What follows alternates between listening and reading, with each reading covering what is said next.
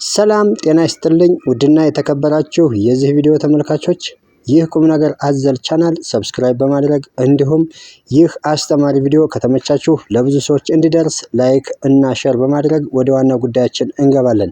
ዛሬ የምናየው how to start a YouTube channel ወይም ደግሞ YouTube ቻናል ለጀማሪዎች ምን መሆን አለበት፣ ምንስ ማሟላት አለበት የሚለውን ነው የምናየው። አንድ YouTube ጀማሪ YouTube ከመጀመራችን በፊት ማወቅ ያለብን ነገሮች አሉ። አንደኛ ኢሜል አካውንት መክፈት ወይም ደግሞ የኢሜል አካውንት አከፋፈት የሚለው ነገር ማወቅ አለበት። ሁለተኛ የዩቲዩብ ቻናል ስም እንዴት አድርጎ መስጠት እንዳለበት ማወቅ መቻል አለበት። ሶስተኛው ታይትል ወይም ርዕስ የሚለው ነገር በትክክል ማወቅ መቻል አለበት። ከየት ነው ታይትል የማገኘው፣ ከየት ነው ርዕስ የማገኘው የሚለው ነገር ማወቅና ማሰብ መገመት መቻል አለበት ማለት ነው። አራተኛው ዲስክሪፕሽን ነው። ለሚሰራው ቪዲዮ ወይም ደግሞ ለሚሰራው ታይትል ወይም ርዕስ ዲስክሪፕሽን ወይም መግለጫ ያስፈልገዋል። ለዛም ከየት ነው ዲስክሪፕሽን የማገኘው፣ እንዴት ነው የሚጻፈው የሚለውን ነገር ማወቅ መቻል አለበት ማለት ነው። አምስተኛው ታግ ነው። የሰራነው ቪዲዮ ለሌሎች ተመልካቾች እንዲደርስ ወይም ደግሞ ሌሎች ተመልካቾች እኛ የሰራነውን ቪዲዮ ሰርች በማድረግ እንዲያገኙት ታግ ያስፈልገናል ማለት ነው። ስድስተኛ ኒች ነው። ኒችንግ ማለት ምን ማለት ነው የሚለውን በቀጣይ እናየዋለን እሱን። ሰባተኛው ታምኔል ያስፈልገናል። ታምኔል ወይም ደግሞ የቪዲዮ ከቨራችን ያስፈልገናል ማለት ነው። ስምንተኛው ቪዲዮ አፕሎድ አደራረግ ማወቅ መቻል አለበት። ስለዚህ አንድ ዩቲዩበር ዩቲዩብ ከመጀመሩ በፊት እነዚህን ነገሮች ማወቅ ግድ ይለዋል ማለት ነው።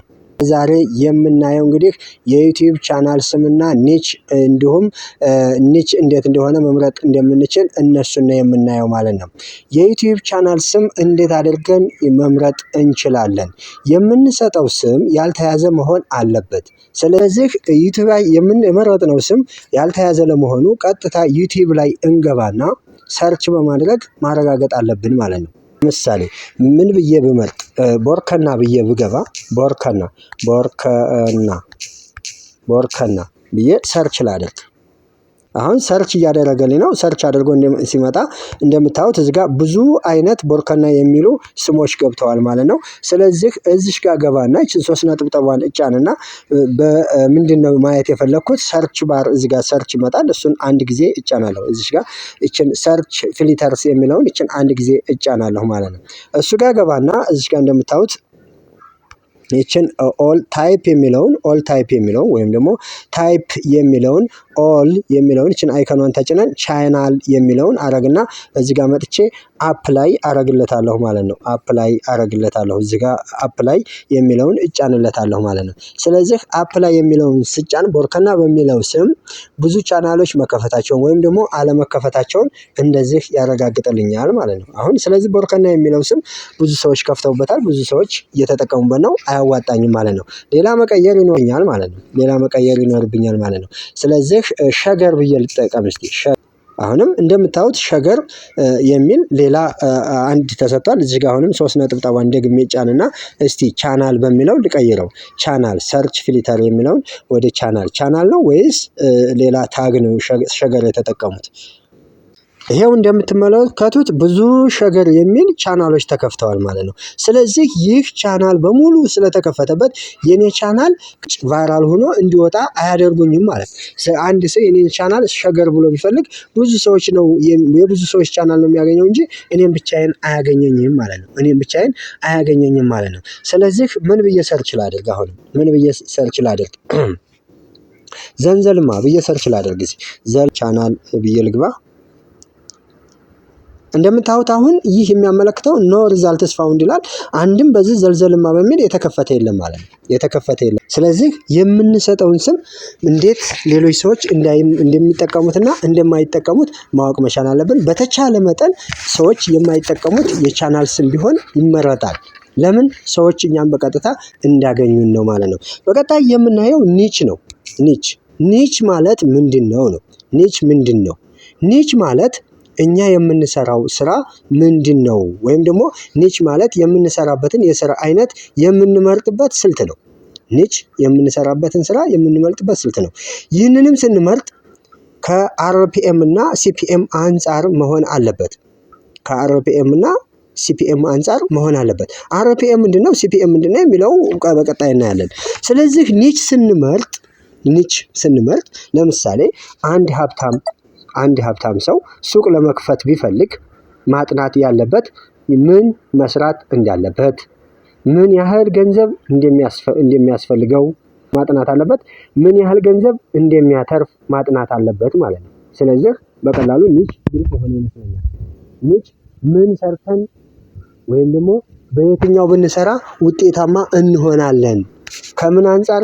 ከአርሲኤም እና ከአርፒኤም አንጻርና ከሲፒኤም አንጻር ኒቻችንን መርጠን በየትኛው ልንሟላ ወይም ደግሞ በየትኛው ሊያካትተን ይችላል፣ የትኛውን ብንሰራ ሊያዋጣን ይችላል ብለን ማጥናት ግድ ይለናል ማለት ነው። ስለዚህ ኒች የምንመርጥባቸው ብዙ አይነት የስራ መስኮች አሉ። እነሱም የልጆች መጫወቻ ካርቱን አኒሜሽን መስራት እንችላለን። ቴክኖሎጂ ላይ መስራት እንችላለን። ልክ የሞባይል አፖችን እንደዚህ ነው የሚሰሩት በማለት ጤና ላይ መስራት እንችላለን። ትራቭል ላይ ወይም መጓጓዣ ላይ መስራት እንችላለን። ስፖርት ላይ መስራት እንችላለን። ዜና ላይ መስራት እንችላለን። ታሪክ ላይ የአንድን ነገር ታሪክ በማጥናት መስራት እንችላለን። ፋይናንስ ላይ መስራት እንችላለን። ምግብ ላይ መስራት እንችላለን። እንዲሁም ትምህርት ላይ መስራት እንችላለን ማለት ነው። የምንሰራው ቪዲዮ በሁለት ከፍለን ማየት እንችላለን። ሰርቸብል የሆነ ቪዲዮ እና ነን ሰርቸብል የሆነ ቪዲዮ። ስለዚህ ሰርቸብል የሆነ ቪዲዮ የምንለው ምን ጊዜም ቢሆን ሰዎች የሚፈልጉት ርዕስ ወይም ደግሞ የሚፈልጉት ሀሳብ ሲመጣባቸው ያንን ቪዲዮ ሰርች አድርገው የሚያገኙት ከሆነ ሰርቸብል እንለዋለን ማለት ነው። ነን ሰርቸብል የሚለው ደግሞ ከተወሰነ ጊዜ በኋላ የማያስፈልጉ ማንም ሰው የማያስፈልጋቸው ዞር ብሎ የማያቸው፣ ለምሳሌ በዚህ ውስጥ የሚካተቱት ዜና ብናይ፣ ስፖርት ብናይ፣ ትራቭል ብናይ አንዴ ተተሰራ በኋላ ዞር ብሎ ተመልሶ የሚያያቸው የለም ማለት ነው። ሰርቸብል የምንላቸው ግን እንደ ታሪክ፣ ፋይናንስ፣ ቴክኖሎጂ ላይ የልጆች መጫወቻ ላይ የሚሰሩት እንዲሁም ትምህርት ላይ የሚሰሩት እነዚህ ሰርቸብል ናቸው ማለት ነው። እነዚህን ማንም ሰው ቢሆን ተመልሶ ያያቸዋል ማለት ነው። ሌላው ተመልካቾቼ አርፒኤም እና ሲፒኤም የሚባል ነገር አለ። ስለዚህ አርፒኤም ማለት ጉግል ላይ ሰርች አድርገን ስናየው እንደዚህ አይነት ትርጓሜ ነው የሚኖረው። በ1 ሚሊዮን የቪዲዮ እይታዎች ውስጥ የሚከፍለን የክፍያ ያህል የሬኒቪው ወይም ደግሞ አርፒኤም ክፍያ እንዳለው ለማሳየት እዚህ ጋር ሰርች አድርጋችሁ ማየት ትችላላችሁ። እኛ የምንመርጠው ኒች ቢያንስ ሰዎች ቶሎ ሊያውልን የሚችል ኒች መሆን መቻል አለበት ማለት ነው። እኔ የምመርጥላችሁ እንደገና ሪኮመንድድ የማደርጋችሁ ቴክኖሎጂ ላይ፣ የልጆች መጫወቻ ካርቱን ላይ ብትሰሩ፣ ጤና ላይ ብትሰሩ፣ ትራቭል ላይ ብትሰሩ፣ ታሪክ ላይ ብትሰሩ የተሻለ ነገር ታገኛላችሁ ብዬ ሪኮመንድድ አደርጋላችሁ። በተለይ የልጆች መጫወቻ ካርቱን ላይ ካርቱን አኒሜሽን ላይ ብትሰሩ የተሻለ ነገር ታገኛላችሁ ብዬ ሪኮመንድድ አደርጋችኋለሁ። የተከበራችሁ የቻናሌ ቤተሰቦች ሌሎችን እንግዲህ በቀጣይ ቪዲዮ እሰራላችኋለሁ። ለነበረን ቆይታ ከልብ አመሰግናለሁ።